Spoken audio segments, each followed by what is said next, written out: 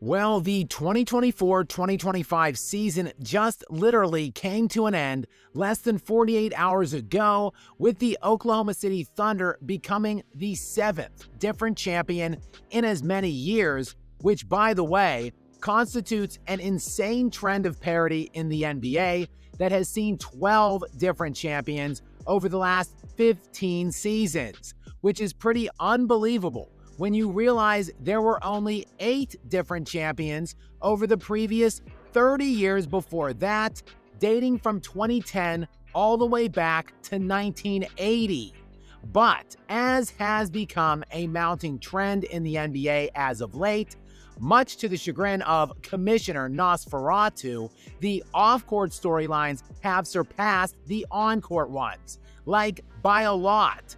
Yes, fans and the general public seem to be far more captivated in recent years by things that are happening around the sport rather than the games themselves.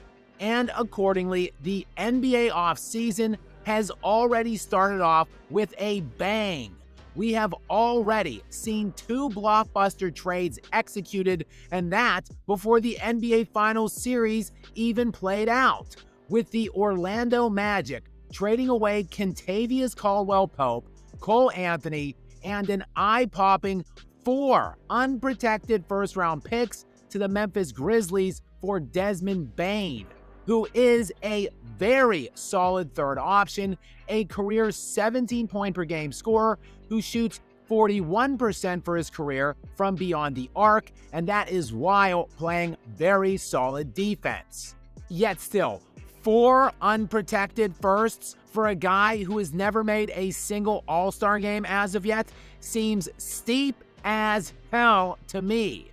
Then, of course, there was the much-anticipated Kevin Durant deal. He, of course, gets sent to one of his desired landing spots in Houston to team with Alfred Schengen and Amen Thompson, though he will not be pairing with Jalen Green, as his ass gets shipped out as part of the returning package going to Phoenix. That is along with Dillon Brooks for salary matching purposes, tomorrow's 10th pick in the first round of the draft, and 5 second-round picks.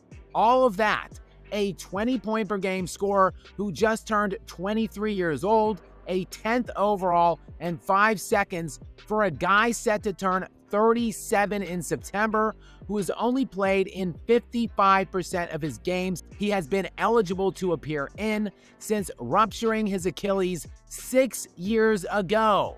Again, seems a bit steep to me, but this is the NBA offseason. And now, breaking news from last night, an absolute head-scratcher to generate even more buzz as we pick up traction towards what many are hyping up as a generational draft.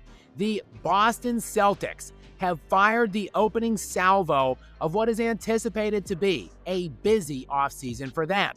A busy offseason of salary dumps in the wake of Jason Tatum's devastating Achilles rupture, which seemingly renders the Celtics moot in terms of the championship contender conversation.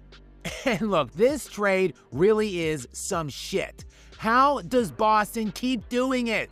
You can't keep getting away with it! They offload Drew Holiday's heinous ass of a contract to the Portland Trail Blazers for Anthony Simmons. Simmons is now joining the Celtics on an expiring contract, while Holiday is owed a preposterous $72 million still over the next 2 seasons to the end of the 2027-28 league year.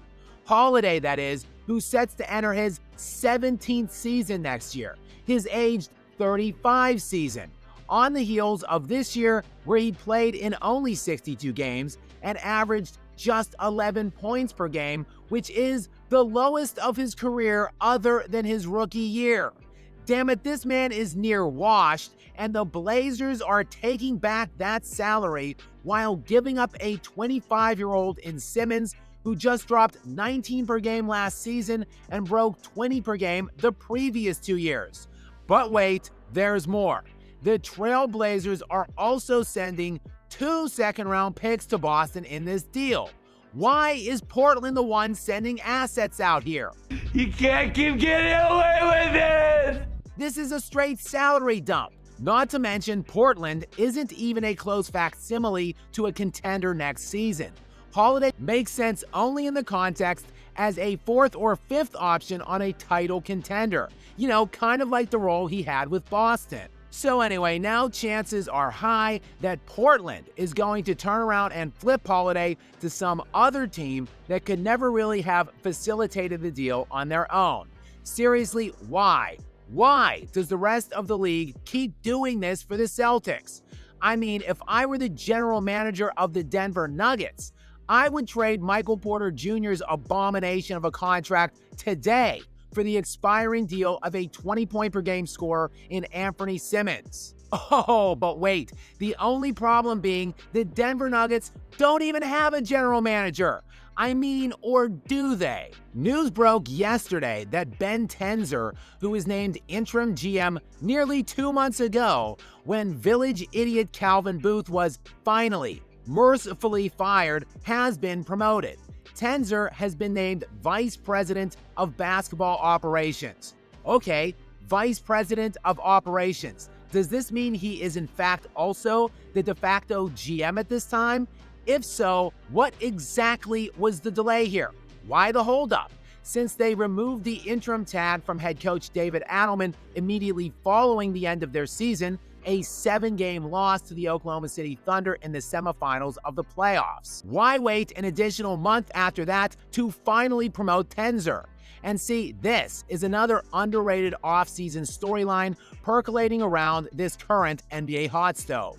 Nikola Jokic, who has just become only the third player in NBA history to finish top 2 in year-end league-wide MVP voting for 5 consecutive seasons, joining only Larry Bird and Bill Russell, has had the vast majority of that 5-year run flushed down the toilet by underwhelming supporting casts.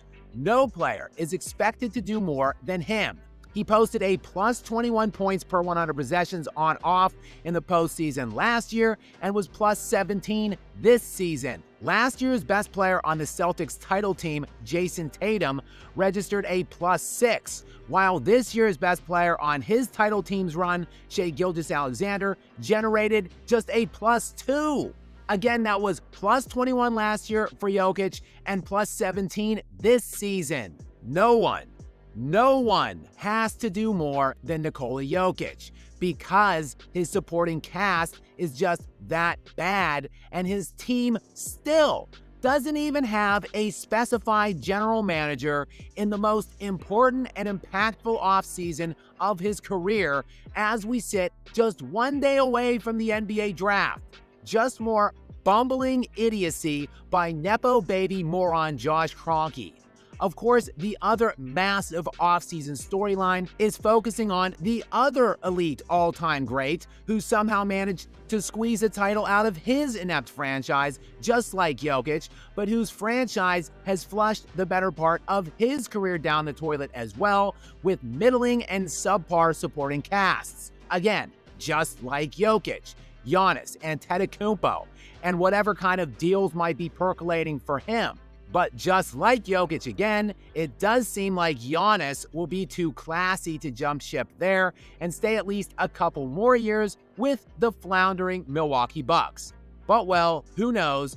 After all, this is the NBA offseason, where anything is possible. Anything's possible!